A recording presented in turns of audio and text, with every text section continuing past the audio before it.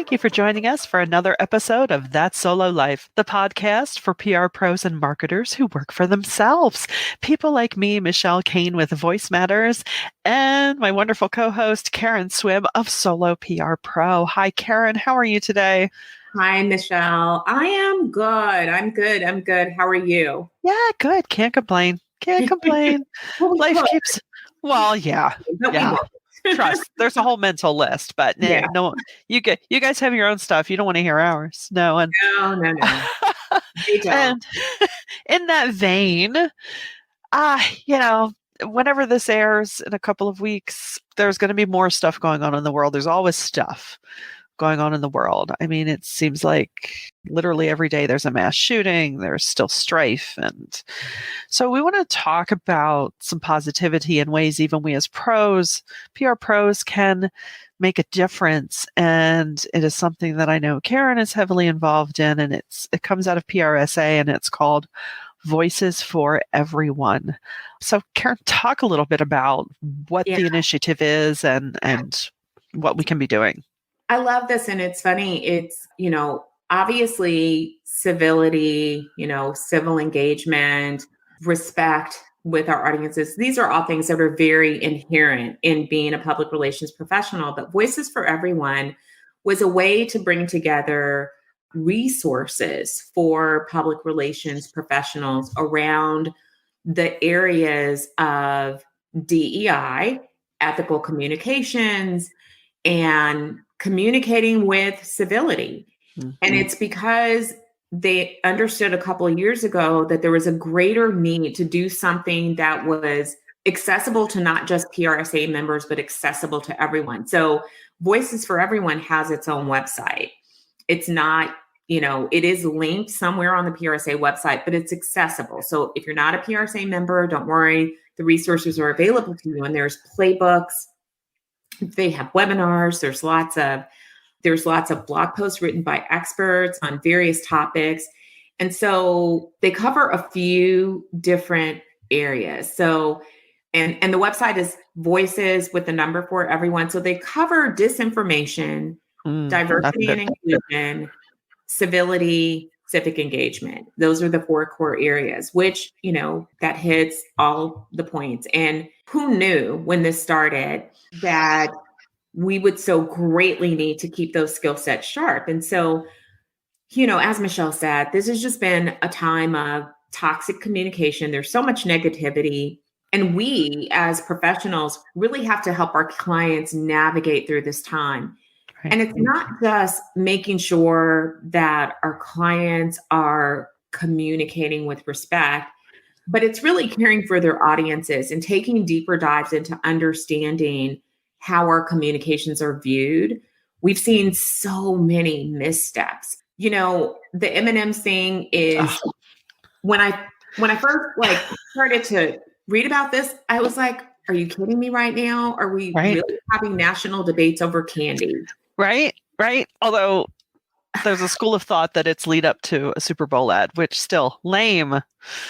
And I don't know. People were really attaching a lot of significance to the candy spokespeople. Sorry. I was like, really? Yeah. And even though it's like, I get it. Yeah, I get it. They were trying to use the candies to be more inclusive. Right. That's not a bad thing for a company to want to showcase inclusivity across their brand. But, again, it's just one more, it's a, big national example of how we need to, on a micro basis, understand how certain things can be perceived differently by different groups of people. And correct. You have to think beyond, so I think that sometimes when we think about diversity, we really land on ethnicity and gender. Yeah. And it goes so much further beyond that. Perfect example, I saw someone who is deaf and a deaf advocate talk about a local news station that did a broadcast about some children, hearing children, who were raising money for I think it was a new playground for deaf children or children with disabilities. And it came across as super offensive to the community of disabled people because of the way that it portrayed these kids as like the saviors of people who it was just so what was supposed to be inspirational because of the language, not the story. Right. Everybody agrees that these kids are amazing for doing this, but that this also should not be some heroic effort by kids, that it's something that needs attention to, and there's funds for that, and that the entire community should be pressing that these funds be spent in the right way. So another example, and I'll look for the LinkedIn post and we can put this in the show notes. Another example of whatever PR person placed that story, equipping the broadcast community and reporters with the right language to talk about it. And this is something one of our previous guests talked about. We had a Major on our show. Yes. And she talked about how she has a toolkit or a playbook so that when she's pitching stories, she gives them languaging as well. And I thought, that's a smart idea and something that we can all adopt to make sure that something that's supposed to be good, and we have a lot of PR pros that work in those feel-good spaces, we have to make sure that we're equipping the media with the right language to talk about what we're giving them. Yeah. So, that's again, I think Voices for Everyone is a great, resource because it's free. It's available to everyone. Go on the site, spend time there, bookmark it so that you have it available and learn to talk about these tough topics. Yeah. And I think it's great that PRSA has provided such a, platform and a toolkit for all of us, because we do know it's important, and it's, equally important that we can all speak from the same page of we as a profession. We talk about our responsibility to lead on these issues. And this gives us a really great wealth of information to do that. Because, as we've discussed, we are a profession. We're a legit profession, and we are the subject matter experts on how to communicate with people. So this is just a tremendous, treasure chest of information for us to have to help us do our jobs well and just to help us serve our society well. And I know that sounds a little lofty, but, every little bit contributes to the, to the tenor out there.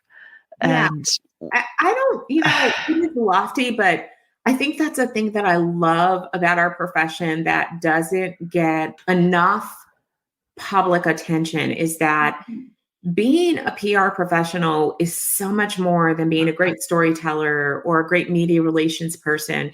We do have this really aspirational role, and we can help people to talk to one another, to connect. I mean, essentially that's at the core of all that we do, but we're thinking more deeply and more intelligently about communications than other professionals have to. Some people are great communicators, and they may have gotten great at it, through study, through experience. Some, were born great communicators and simply polish their skill set. But what we do is so much more rich and robust. And we have like this unique position of caring for not only the clients and companies that we work for or represent, but also for their audiences. And that requires such a balancing act of, organizational goals and how things land in the other space, and making sure that you are respectful and factual with your audiences and that you're treating them with integrity. And even though they're not your direct clients, in a sense they are, because they're your audiences. And it's part of our, our charter. When we sign up to become a PR professional, this is what we agree to do. And so I think, one of the most beautiful things that I've seen, especially over the past, 3 to 5 years, are PR professionals who get that, and so many of our solo PR pros are involved in nonprofit work, volunteer work, civil advocacy. And it's always beautiful to see us using our gifts to move the world forward. And imagine if more of us got activated, if we could activate Yeah. everyone to do that and to teach people how to have civil discourse. Yeah. Social media is what it is. Hmm.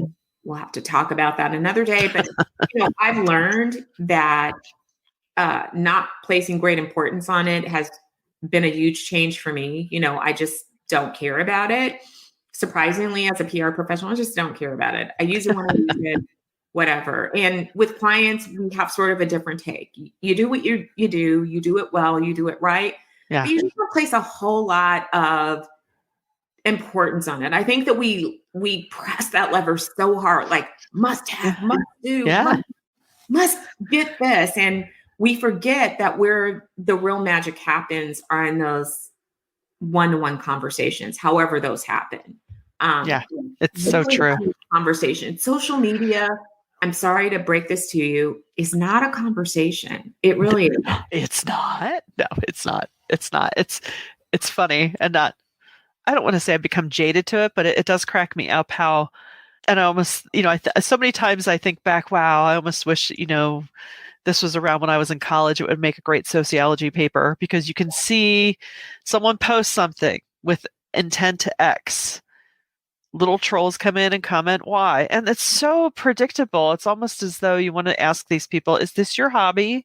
I think this is your hobby. You just like to come in and leave your predictable little comment. Oh, and here now it's going to devolve in this way. And it's just a pattern that repeats. And I'm not saying this, of course, is across the board, but yeah, to me anymore, social media, yeah, it's still a great place to, on a personal level, to keep in touch with friends near and far. And it should definitely be part of your toolkit to reach an audience, but it shouldn't be the only thing. It is not the only thing because guess what? There's a ton of people on all ages who aren't on it. What? Yeah. Yes, it's true. Yeah. Yeah. Total tangent, but I was talking with a friend last night and she's third year medical student.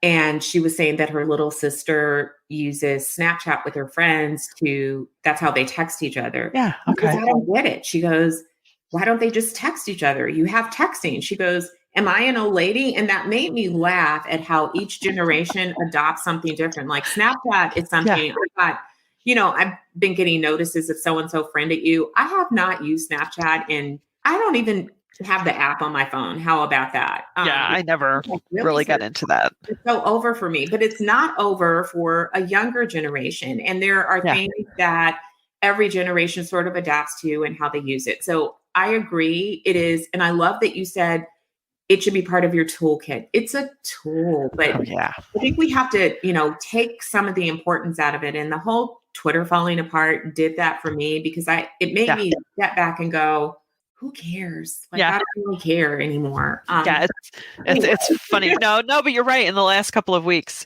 I pop in there, a couple of times a day, just pretty much to see breaking news because news still breaks first there. And I'm like, yeah, this is what it is. Okay. Yeah. The terrible, terrible things. Okay. So some not so great people are back on it, but, block them. Don't give them oxygen, just like you didn't before in real life. But anyway, all that to come back to. We have such a great opportunity in what we do to really be able to help guide people of how powerful their words can be and their thoughts or their even initiatives that maybe clients want to start. Yeah, I agree. I mean, I think we've talked a lot about disinformation, but even just, again, making sure that you are equipping not only your clients with messages that are, factual, have integrity, are respectful to, your audiences, are inclusive, but making sure that carries through to the media. Yeah. And, that's a big topic. For example, we work with a disability care provider. And so they work with so many groups that have disabilities from, physical disabilities to neurodivergent. people. It's a wide range. And people first language is really, really important. You don't want to marginalize people by calling them, autistic. We don't really ever say that. It's people that have autism. And the same that I get a little annoyed when people say the homeless, they're people. Is some other race of people. They're people. Yeah, they're people. And so, but if you do not supply language to talk about those things to reporters, then your key messages could really get lost, or could happen with what happened with this great inspirational story and receive backlash from the very community that you really want to support. Yeah. So I think, that's another important step that we have to really be careful and not think that you can't tell the media, you can't give them like here's our brand language guide. And it doesn't have to be, you want to obviously keep it short.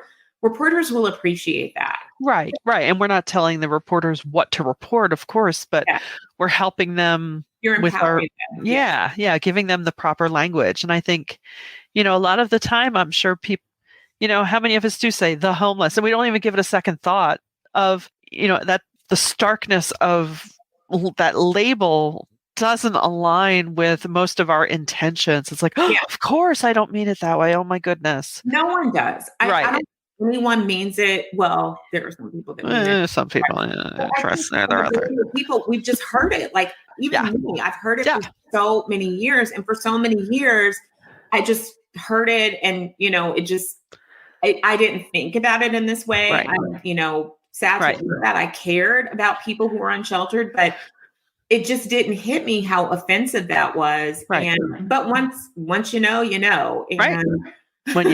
When you know better, you can do better. And if you don't, shame on you. Well, that sounds like a good enough note as any to end it on. But please go check out. It's Voices #4 Everyone. And really go visit the website, see all the great materials that PRSA, this group, has put together. And let us know. We'd love to hear your stories of how you're helping your clients lead the way by, just making sure that we're recognizing the people for who they are and just being as inclusive and as fair to everyone as we can. But if you enjoyed this episode or any of our episodes, we would love it if you would share it, subscribe, send it around to friends, even get on Twitter and retweet it. That would be fabulous.